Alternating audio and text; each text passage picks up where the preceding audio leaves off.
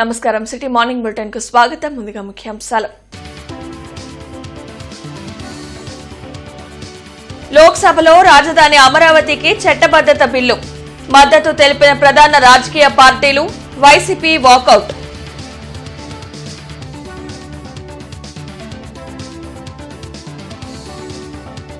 ఆంధ్రుల కలల రాజధాని అమరావతి, రైతుల కన్నీళ్లే ఈ చట్టానికి పునాది అన్న కేంద్ర సహాయ మంత్రి పెమ్మసాని.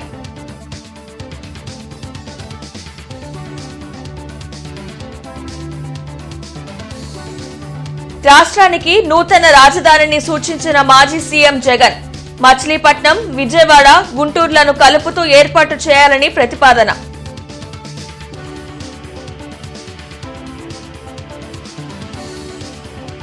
జిల్లా నూతన కలెక్టర్గా సాయికాంత్ వర్మ బాధ్యతలు, ప్రభుత్వ లక్ష్యాలకు అనుగుణంగా జిల్లాను అభివృద్ధి చేస్తానని వెల్లడి.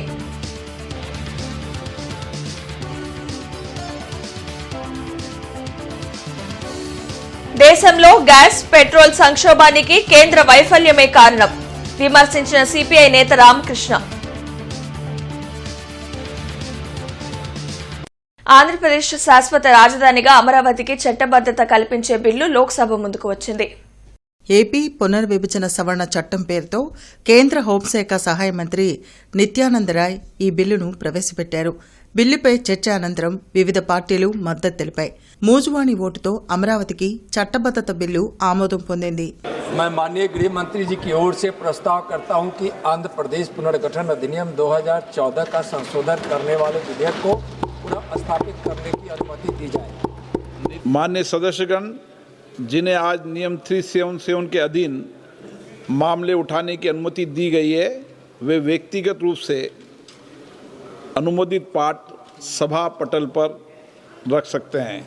प्रश्न यह है कि खंड 1 अधिनियम सूत्र और विधेयक का पूरा नाम विधेयक का अंग बने. जो सदस्य इसके पक्ष में है वो हाँ कहें, जो सदस्य विरोध में है वो ना कहें. मेरे विचार में निर्णय हाँ वालों के पक्ष में हुआ, हाँ वालों के पक्ष में हुआ. खंड 1 अधिनियम सूत्र और विधेयक का पूरा नाम विधेयक के अंग बने. मंत्री अब यह प्रस्ताव करे कि विधेयक को पारित किया जाए. महोदय, मैं प्रस्ताव करता हूं कि विधेयक पारित किया जाए. प्रश्न यह है कि विधेयक को पारित किया जाए. जो सदस्य इसके पक्ष में है वो हाँ कहें, जो सदस्य विरोध में है वो ना कहें. मेरे विचार में निर्णय हाँ वालों के पक्ष में हुआ, हाँ वालों के पक्ष में हुआ. प्रस्ताव स्वीकृत हुआ और विधेयक पारित हुआ.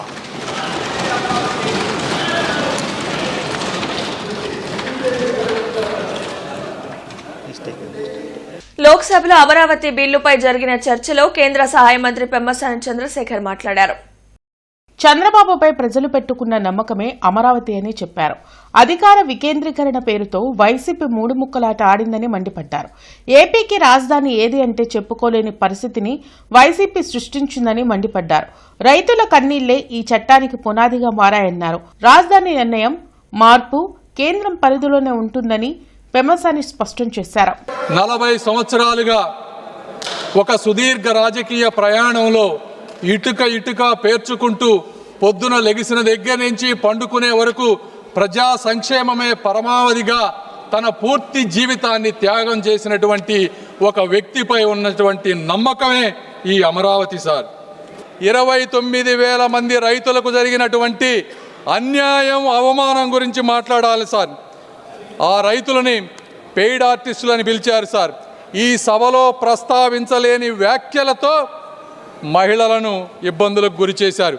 వారిని చూసి నవ్వారు. అమరావతిని మర్చిపోమ్మన్నారు. 30-40 సంవత్సరాలు తన భూమిలో పంటలు పండించిన రైతులు వారి గ్రామాల్లో తిరగటానికి ఐడి కార్డులు చూపించమన్నారు సార్. 144 సెక్షన్ అమలు చేసి వారి స్వేచ్ఛను అడ్డుకున్నారు సార్. ఈ బాధ ఇక్కడితో ఆగలేదు.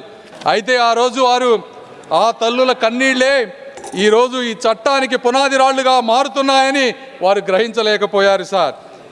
గుంటూరు జిల్లా నూతన కలెక్టర్గా సీఎం సాయికాంత్ వర్మ పదవీ బాధ్యతలు స్వీకరించారు. గత 6 నెలలుగా జిల్లా కలెక్టర్గా పనిచేస్తున్న తమీం అన్సారియా పాఠశాల విద్యాశాఖ డైరెక్టర్గా పదోన్నతి పొందారు. ఈ క్రమంలోనే రాష్ట్ర ప్రభుత్వం చేపట్టిన ఐఏఎస్ల బదిలీల్లో భాగంగా విశాఖపట్నం మున్సిపల్ కమిషనర్గా పనిచేస్తున్న సాయికాంత్ వర్మను గుంటూరు జిల్లా కలెక్టర్గా నియమించారు. నూతన కలెక్టర్గా బాధ్యతలు చేపట్టిన అనంతరం కలెక్టర్ సాయికాంత్ వర్మ మీడియాతో మాట్లాడారు. రాష్ట్రానికి ఎంతో ప్రాముఖ్యత కలిగి తెలుగువాడి రాజధాని నిర్మాణం జరుగుతున్న జిల్లాకు రావడం సంతోషంగా ఉందన్నారు. జిల్లాలోని సమస్యలను ప్రజాప్రతినిధులు అధికారులతో కలిసి పరిష్కరిస్తామని చెప్పారు. రాజధాని జిల్లా అయిన గుంటూరును అభివృద్ది పదంలో నడిపిస్తామన్నారు. ఈ సందర్భంగా joint collector Ashutosh Srivastava, DRO Khajavali, commissioner K Mayur Ashok, ఇతర ఉన్నతాధికారులు ఆయనకు శుభాకాంక్షలు తెలిపారు.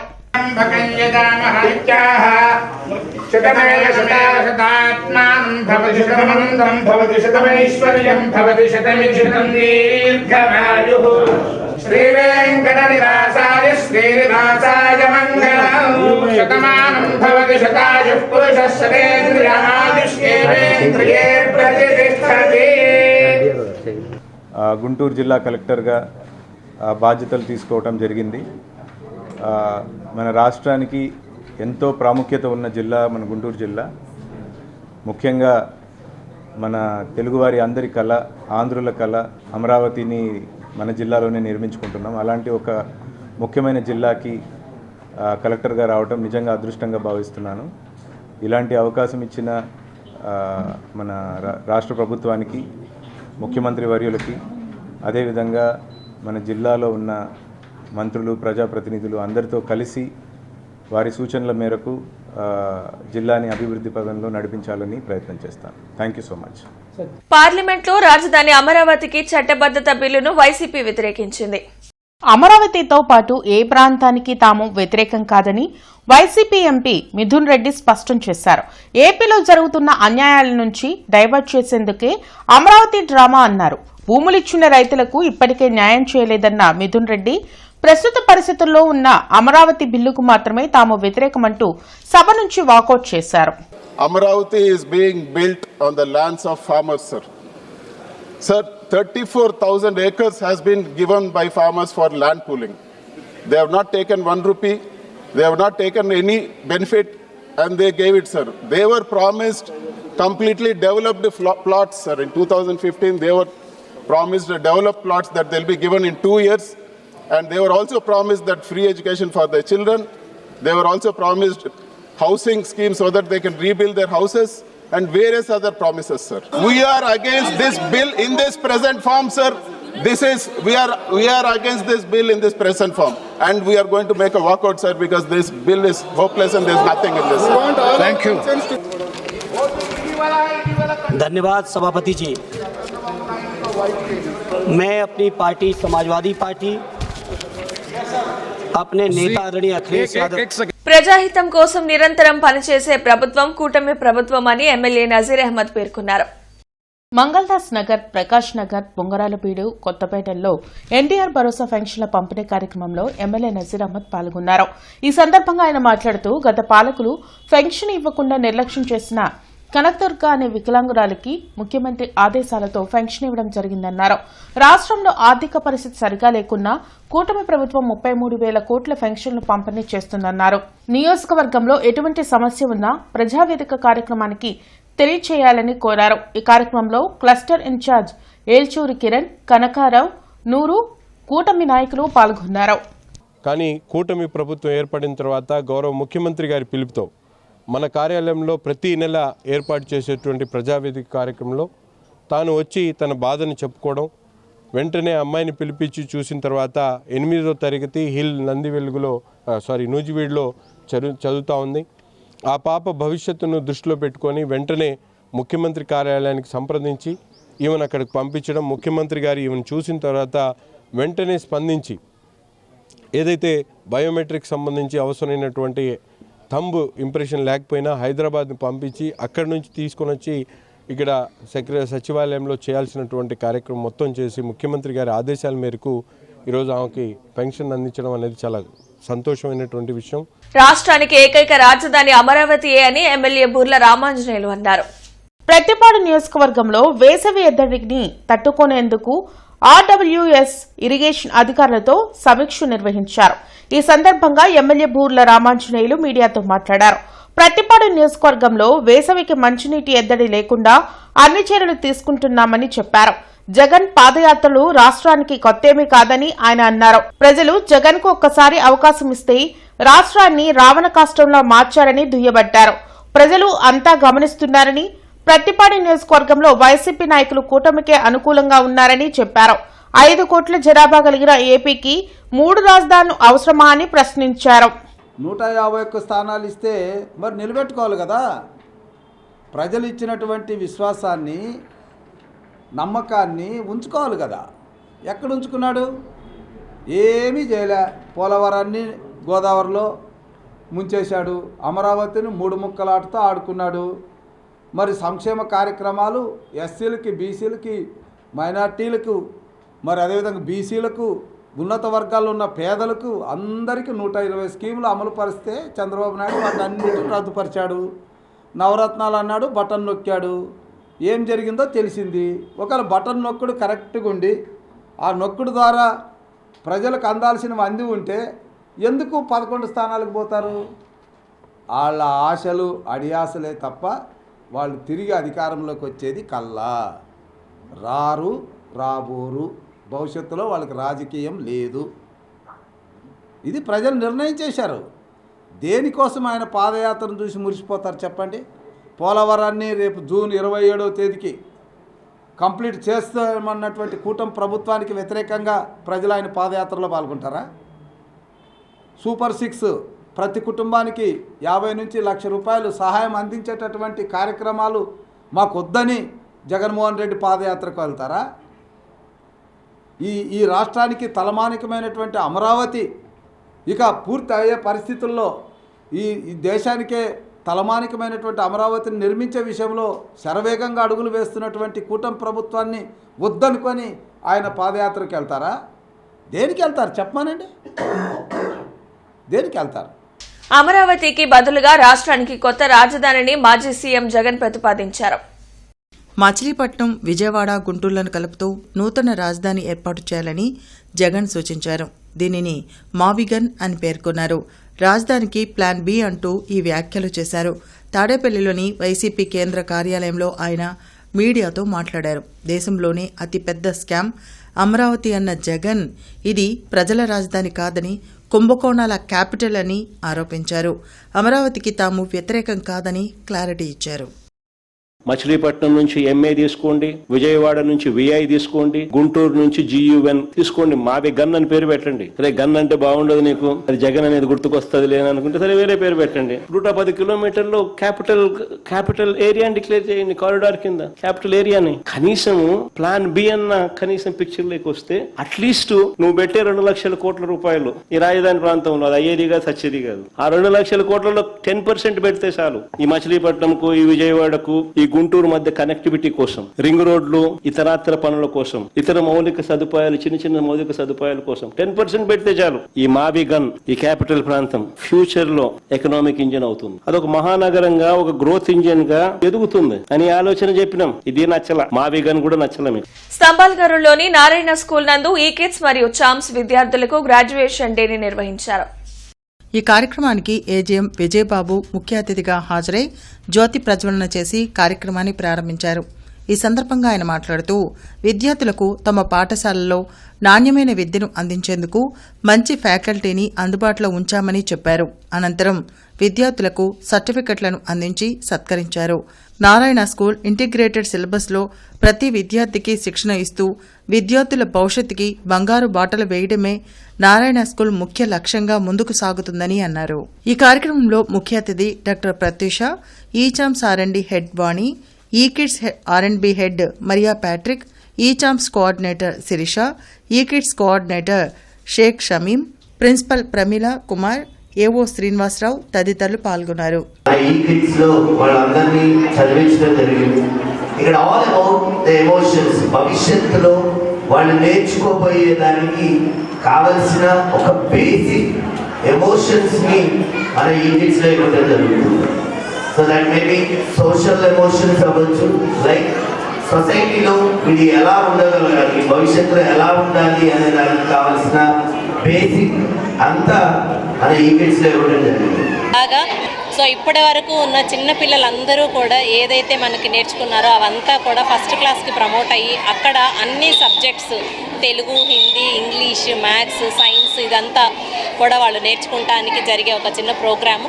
సో దీంట్లో వాళ్ళకి మేము చిన్నపిల్లలం కాదు, కొంచెం గ్రోనప్ అయ్యాము అని చెప్పేదానికి గ్రాడ్యుయేషన్ సెరమనీ అనేది సెలబ్రేట్ చేస్తాము. సో ఇటువంటి ఈవెంట్స్ అంతా కూడా మనకి సెలబ్రేట్ చేస్తానికి అవకాశం ఇచ్చిన నారాయణ యాజమాన్యానికి, దేశంలో గ్యాస్, పెట్రోల్ సంక్షోభానికి కేంద్ర ప్రభుత్వ వైఫల్యమే కారణమని సిపిఐ జాతీయ కార్యదర్శి రామకృష్ణ విమర్శించారు. గుంటూరులోని పార్టీ కార్యాలయంలో ముప్పాల నాగేశ్వరరావు ఇతర నాయకులతో కలిసి రామకృష్ణ మీడియాతో మాట్లాడారు. పిచ్చోడి చేతిలో రాయిలా అమెరికా అధ్యక్షుడు ట్రంప్ వ్యవహరిస్తున్నారని మండిపడ్డారు. పశ్చిమ ఆసియా దేశాల్లో జరుగుతున్న యుద్దం కారణంగా అన్ని దేశాల ప్రజలు ఇబ్బందులు పడుతున్నారని చెప్పారు. ట్రంప్ విధానాలపై ప్రధాని మోడీ నోరు విప్పాలని డిమాండ్ చేశారు. జాతీయ గ్రామీణ ఉపాధి హామీ పథకాన్ని కొనసాగించాలని, రైతుల సమస్యల పరిష్కారం కోరుతూ ఈ నెల 10వ తేదీ నుంచి పాదయాత్ర చేపడుతున్నట్లు తెలిపారు. రెండో విడత భూమి సేకరించాలన్నా వద్దా అనే విషయంలో ప్రభుత్వము తొందరపాటు వైఖరి సరైంది కాదు.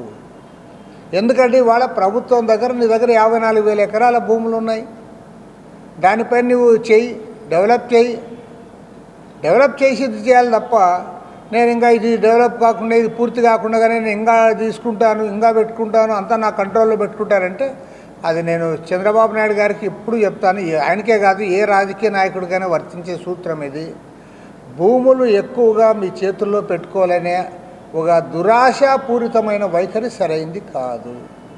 రాష్ట్ర పురపాలక శాఖ ఈఆర్పీ సర్వీస్ కి ఈ నెల 1వ తేదీ నుండి 2026-27 ఆస్తి పన్ను అప్డేట్ చేస్తున్న దృష్ట్యా జీఎంసీ క్యాష్ కౌంటర్లు, రెవెన్యూ సేవల్లో అంతరాయం ఏర్పడిందని, ప్రస్తుతం పన్నులు చెల్లించడానికి అందుబాటులో ఉండవని, సర్వర్ అందుబాటులోకి వచ్చిన వెంటనే మీడియా ద్వారా తెలియజేస్తామని కమిషనర్ తెలిపారు. శారదా విద్యానికేతన్ విద్యాలయంలో దాతల సహాయంతో నూతనంగా నిర్మించిన బ్లాక్ను ఏపీ మహిళా కమిషన్ చైర్పర్సన్ రాయపాటి శైలజ ముఖ్య అతిథిగా హాజరై ప్రారంభించారు. బ్రాడీపేటలోని శారదానికేతన్ కళాశాలలో 25 లక్షల రూపాయల వ్యయంతో నిర్మాణం చేసిన బ్లాక్ను ప్రారంభించడం సంతోషంగా ఉందని రాయపాటి శైలజ అన్నారు. ఈ బ్లాక్ నిర్మాణానికి సహకరించిన దాతలు గుళ్లపల్లి సుబ్బారావు చారిటబుల్ ట్రస్ట్ నిర్వాహకులను ఆమె అభినందించారు. సమాజాభివృద్ధికి దాతల సహకారం కీలకమన్నారు. రాజధాని అమరావతికి చట్టబద్దత రావడం శుభపరిణామమని అన్నారు. ఈ కార్యక్రమంలో గుళ్లపల్లి శాంతిశ్రీ, సుబ్బారావు, స్వాతి, ఉపాధ్యాయులు, విద్యార్థులు పాల్గొన్నారు. అవకాశాలు అందరికీ రావు, వచ్చినప్పుడు అవకాశాలు కల్పించిన ఒక ఇద్దరికైతే దాన్ని ఎంతవరకు ఉపయోగించుకుంటాం అనేది మన చేతుల్లో ఉంటుంది.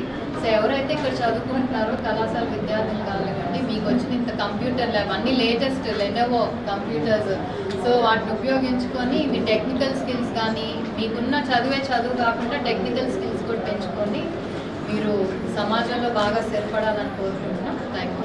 అమరావతికి చట్టబద్ధత ఎందుకంటే ఇలాంటి పరిస్థితి వస్తుందని కూడా ఎవరు కూడా ఊహించుండరు. ఒక రాజధానిని నిలబెట్టుకోవడానికి చట్టబద్ధత కావాలని చెప్పి కూడా ఎవరు ఊహించుకోరు. కానీ మనకు జరిగిన ఎక్స్పీరియన్సెస్ వల్ల ఈరోజు అది కూడా అవసరమని మనం తెలుసుకున్నాం. కాబట్టి ప్రభుత్వం మన స్పెషల్ అసెంబ్లీ పెట్టి దానికి అసెంబ్లీలో చట్టబద్ధత తేవటం, ఈరోజు లోక్సభలో కూడా దానికి ఆ బిల్లుకు ఆమోదం తెలపటం. ఈ కళాశాల అభివృద్ధి కొరకు నేను కంప్యూటర్ విద్యను ప్రవేశపెట్టడానికి గాను మా గుళ్లపల్లి సుబ్బారావు గారిని నేను సంప్రదించడం జరిగింది. ఇట్లాగా పిల్లల అభివృద్ధి కొరకు వాళ్ళ కంప్యూటర్ విద్య నేర్పించడం కొరకు బిల్డింగ్ లేదని అడిగాము. అడిగిందే తడవుగా ఆయన వెంటనే బిల్డింగ్ సమకూర్చి మాకు అందించారు 3 నెలల్లోనే. ఈ కంప్యూటర్ విద్యను పిల్లల కళాశాల పిల్లలకు బాగా ఉపయోగపడుతుందని ఈ బిల్డింగ్ కట్టించి 3 నెలల లోపల మాకు ఈరోజు అప్పగించే కార్యక్రమాన్ని ఇంత ఘనంగా జరిపి ఆయన మాకు పాత్రులయ్యారు. ఆయన్ని మేము సగౌరవంగా ఆహ్వానించి అమరావతి మండలం ఉంగుటూరులో పెన్షన్ల పంపిణీ కార్యక్రమంలో పెదకూరుపాడు ఎమ్మెల్యే భాష్యం ప్రవీణ్ పాల్గొన్నారు. లబ్దిదారులకు పెన్షన్లను ఎమ్మెల్యే పంపిణీ చేసి నూతనంగా నిర్మించిన గ్రామ సచివాలయాన్ని పరిశీలించారు.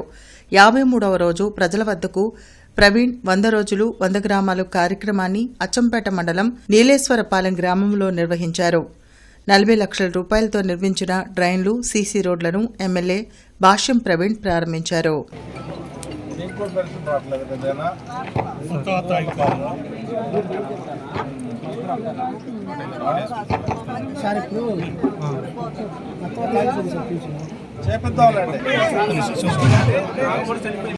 ఏదైతే కమిట్మెంట్ ఇచ్చామో ఎలక్షన్ టైంలో అవన్నీ కూడా దశలవారీగా చేయడానికి ప్రభుత్వం ముందుకు వస్తుంది. కొంచెం టైం పట్టవచ్చు. టైం పట్టినా కూడా మొత్తం మనం ఏదైతే కమిట్మెంట్ ఇచ్చామో ఎలక్షన్ టైంలో అవన్నీ చేయిస్తాము. రోడ్లన్నీ కూడా link roads, village to village link roads కూడా మ్యాక్సిమం మన ప్రభుత్వం వచ్చినాక ఈ 2 సంవత్సరాల్లో దాదాపు 70% రోడ్స్ మనం వేయించడం జరిగింది. ఈ గ్రామాభివృద్ధి కూడా దాదాపు చేయడం జరుగుతుంది. ఇంకొంచెం కూడా మిగతాది కూడా దశలవారీగా చేయడానికి కూడా సిద్ధంగా ఉన్నాం. లేకపోతే పీఆర్సీ కమిషనర్ ను వెంటనే నియమించాలని, పెండింగ్ లో ఉన్న డిఏలు విడుదల చేయాలంటూ యూటీఎఫ్ ఆధ్వర్యంలో కలెక్టరేట్ ఎదుట నిరాహార దీక్ష చేపట్టారు. ఆంధ్రప్రదేశ్ ఐక్య ఉపాధ్యాయ ఫెడరేషన్ ఆధ్వర్యంలో జరిగిన నిరాహార దీక్ష కార్యక్రమానికి మాజీ ఎమ్మెల్సీ కెఎస్ లక్ష్మణరావు హాజరయ్యారు. ఈ సందర్భంగా కెఎస్ లక్ష్మణరావు, రాష్ట్ర అధ్యక్షులు ఎన్ వెంకటేశ్వర్లు, ఎం కళాధర్ మీడియాతో మాట్లాడారు. ఈ కూటమి ప్రభుత్వం అధికారంలోకి వచ్చి ఇప్పటికీ 23 నెలలు గడిచినా ఉద్యోగులకు ఇచ్చిన హామీలను నెరవేర్చలేదని అన్నారు. తాము అధికారంలోకి రాగానే సిపిఎస్ రద్దు చేసి ఓపీఎస్ అమలు చేస్తామని ఇప్పటి వరకు దాన్ని ఊసలేదని మండిపడ్డారు. అందుకే రణబేరి 3.0లో భాగంగా అన్ని కలెక్టర్ కార్యాలయాల వద్ద నిరాహార దీక్షలు చేస్తున్నామన్నారు. వెంటనే 12వ పీఆర్సీ విడుదల చేసి పెండింగ్ లో ఉన్న బకాయిలు చెల్లించాలని డిమాండ్ చేశారు. ఈ కార్యక్రమంలో M Hanumantharao, U Rajasekhar, Prabhudas, BVR Prasad, UTF శ్రేణులు పాల్గొన్నారు. 12వ వేతన సంఘాన్ని వెంటనే నియమించాలనేది ప్రధానమైన డిమాండు. ఈలోగా ఇంటర్మ్ రిలీఫ్ 29% ఇవ్వాలని చెప్పేసి మేము డిమాండ్ చేస్తూ ఉన్నాం. అలాగే డిఏ బకాయిలు చాలా ఉన్నాయి, అవి చెల్లించాలి. ముఖ్యంగా ఉద్యోగులకి, ఉపాధ్యాయుల పెన్షనర్లకి సుమారు 26,000 కోట్ల బకాయిలు పెండింగ్లో ఉంది, పోలీసులతో సహా. ఇవి పెరిగిపోతూ ఉన్నాయి. ఒక డిఏ చెల్లించారు కానీ మళ్ళీ బకాయిలు పెరిగిపోతున్నటువంటి పరిస్థితి. ఈ అంశాల మీద యూటీఎఫ్ ఇప్పటికే రణబేరి 1.0, రణబేరి 2.0 పెద్ద ఎత్తున నిర్వహించింది. 3.0కి నాందిగా ఈరోజు 28 జిల్లాల్లో కూడా ఈ జిల్లా స్థాయి నిరాహార దీక్షలు చేస్తుంది. రాష్ట్ర ప్రభుత్వం స్పందించకపోతే మిగిలిన సంఘాలను కూడా కలుపుకొని ప్రభుత్వం గుర్తుపెట్టుకోవాలా, బీఆర్టీఎస్లో 2022 ఫిబ్రవరి 3 తర్వాతే జగన్మోహన్ రెడ్డి పతనం ప్రారంభమైందనేది ప్రభుత్వం గుర్తుపెట్టుకోవాలి. ఏప్రిల్ 4వ తేదీన ఏఐటీయూసీ జిల్లా మహాసభలు పెద్ద ఎత్తున జరుగుతున్నాయని ఏఐటీయూసీ జిల్లా నేతలు తెలిపారు. కొత్తపేట మల్లేలింగం భవన్లో జరిగిన మీడియా సమావేశంలో ఏఐటీయూసీ జిల్లా ప్రధాన కార్యదర్శి మేడా హనుమంతరావు, ఆకిటి అరుణ్ కుమార్ మాట్లాడారు. జిల్లా మహాసభల్లో జిల్లాలో ఉన్న కార్మిక వర్గం ఎదుర్కొంటున్న సమస్యలను చర్చించి ఆ సమస్యల పరిష్కారానికి తీర్మానాలు చేయడం జరుగుతుందన్నారు. ఏప్రిల్ 4వ తేదీన వెంకటేశ్వర విజ్ఞాన మందిరం నుంచి కార్మిక ప్రదర్శన జరగనుందని, ప్రతి ఒక్కరూ పాల్గొని జయప్రదం చేయాలని పిలుపునిచ్చారు. ఈ కార్యక్రమంలో నరేష్, దాసు, శ్రీనివాసరావు తదితరులు పాల్గొన్నారు. అత్యవసర పరిస్థితుల్లో కూడా ఎటువంటి విషయాల్లో కూడా తగ్గకుండా ఇవాళ 54 కోళ్లను ఏకపక్షంగా ఇవాళ నుంచి అమలు చేయడం ప్రయత్నం చేస్తుంది. చాలా దుర్మార్గం. ఈ దేశ సంపద సృష్టికర్తలైన కార్మికులపైన దాడి చేస్తూ ఉన్నారు.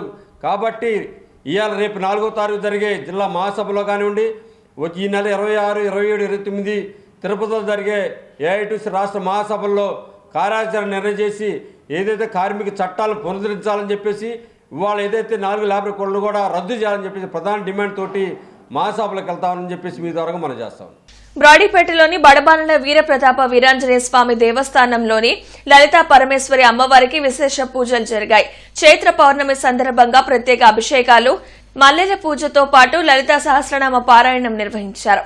సృష్టికర్తి బ్రహ్మ రూప గోత్రి గోవింద రూపిణి సంహారిణి రుద్ర రూప తిరోధాన కరీశ్వరి సదా శివానుగ్రహద పంచకృత్య పరాయణ భానుమండల మధ్యస్థ భైరవి భగమాలిని పద్మాస మహాకామేశ నయన కుముదాహ్లాద కౌముది భక్తహార్ద తమో వేద భానుమద్భాను సంతతి శివదూతి శివారాధ్య శివమూర్తి శివం. నేటి మిర్చి ధరలు ఇలా ఉన్నాయి.